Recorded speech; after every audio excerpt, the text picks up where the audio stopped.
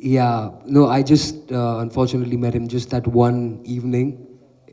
I flown down to Chennai to meet her. But yeah, like I mentioned, I did not have the luxury that other actors have had before, like the late lovely actor Sushant Singh Rajput. So yeah, I had to depend heavily on the videos available, on the script as well, because there was a lot of detail in there about how Sir is. But then also just conversations I would have with Captain. It really sort of would help me understand and get to the truth of it all, because like I mentioned earlier, we wanted to go beyond just a mimicry of it. So there was I just had to approach it from an actor's point of view also, not just, oh, I have to look like Murli sir crying in this shot. So we had the right, I think, outlook of approaching this. And yeah, even though I didn't have time with Murli sir, I think we've made up for it in other ways.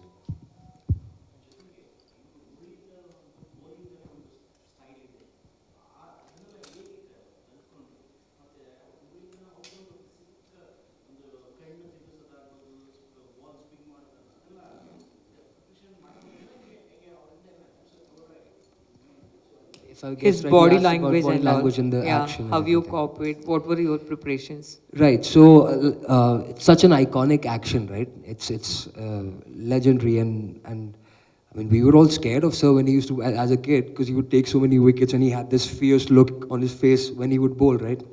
So yeah, we've tried to go for that as close as possible, but also we've been very careful not to do it in a way that comes across as mocking, and that's a very fine, nuanced line that you have to walk.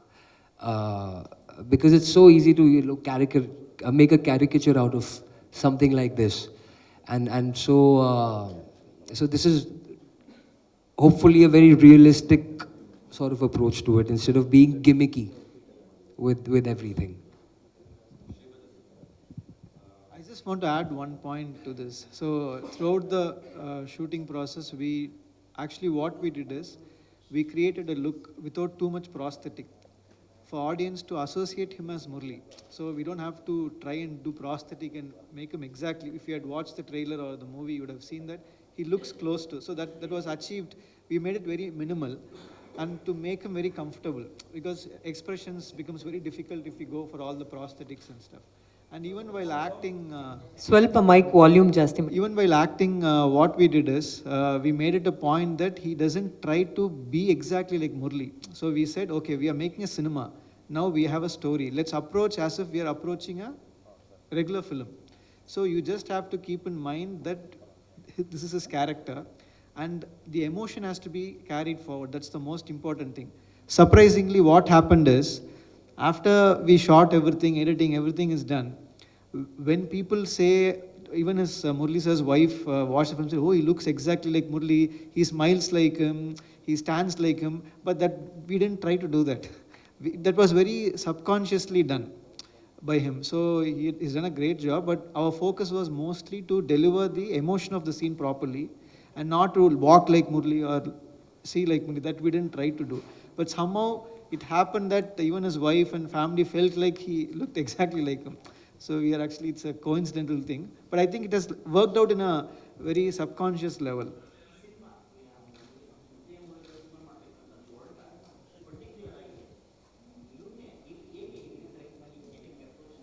See, Sir, can you hold the mic? Sorry, initially Vijay Sethupathi was supposed to do this film. After that, what happened, we decided to do an auditions in Sri Lanka, in India, everywhere we tried to find the right actor. So our focus was the actor should know a little bit of cricket. He should be a good actor. The body language is important as a sportsman, right? So we had some criterias. And look was also important so that we can at least, with makeup, we can make him look like Mr. Murli. But what happened is that once we shortlisted, he was not there in the shortlist because we felt he was a little taller. And so we know he's a great actor. We have seen him in Slumdog Millionaire. He has done Hollywood films. But we felt, will the cast be proper? In the sense, will it be okay for Mr. Murli? Then suddenly his audition tape came. Though it was not in the shortlist, the audition tape came. When me and my team saw the audition tape, it just took 1.5 minutes of a tape, I think. We immediately decided he's the person. He'll be able to carry the role. So that confidence came by his talent. The way he did the audition and sent the tape, it was outstanding. And we couldn't say no to it. It was that good. Yeah. Yes, it's a very, very important incident that happened in his life, and then he was, throughout his career, he had to keep proving that he's a genuine bowler, even after breaking world records. So that's a very, very traumatic experience for someone being so popular in the world, being a champion bowler, still umpire calling you a no ball, and then trying to prove that you are actually honest and you're not cheating in your bowling. That was a huge, obstacle that he had to cross in his life multiple times. So we have covered it in a very detailed way. We have gone behind the scene of what happened in Australia and why all these happened and how he came out of it. The trauma he went through, the fight, the struggle, everything has been told.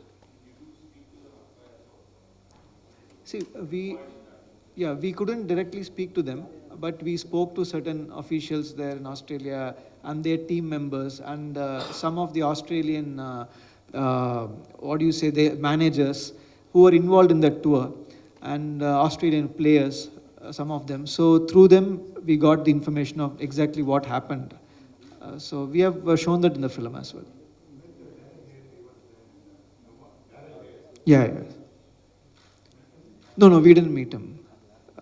They directly, we cannot meet them and ask them. So we went through all their testimonies and anecdotes and interviews that they had given before, and we worked with someone called Daryl Foster, who was there involved in the tour, and he was the manager. Yeah, so we interviewed him, and Tom Moody and other Australian players as well. No, it's not we picking it. It's an opportunity we got to make. So through producers, it had come. So making a film on such a big legend is always a great opportunity. So I don't think any director will say no to it. When the story is about Muruga's on-ground and off-ground, why particularly title is I thought, no, the title, we could have gone with Muralidharan or something. The wickets, but this question was why 800? Because, see, for Sachin, if you tell Sachin, you know it's Sachin. Dhoni, you will know it's Dhoni. But if you say Murali, no one will know if it's, even Muralidharan, no one will associate it to. You'll have to make it Muttaya Muralidharan, right? So then it was just a decision. Suddenly we thought, okay, what about 800? It's an iconic number. So maybe we can use that, and that's how we decided on that title. I have a question for Madhu. Throughout this journey, what was the toughest thing to adopt as a Murali sir? I mean, toughest scene or toughest body language, mannerism? Right. So once you do the bowling action enough times, it sort of becomes, hopefully that's the hope, that it becomes second nature to you. So that stops being like such a big hurdle. Even if I'm doing some mistakes, I always have people around me like captain or the sports coordinator or someone else on set who's like, your hand didn't go high enough or the position wasn't right enough, and then you can tweak it. So that stops being such a big issue once you really get into filming.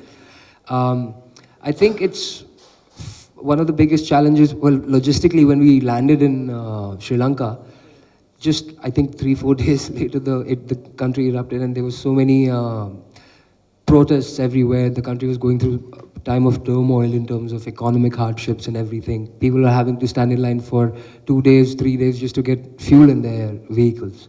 So shooting in a place at such a time was not for me as much as for the rest of the crew and for the people managing everything logistically. It was really, really tough, but kudos to the entire team that shot in Sri Lanka because they did such an incredible job. You know, we would stop a couple of days every now and then, but we somehow got through it all.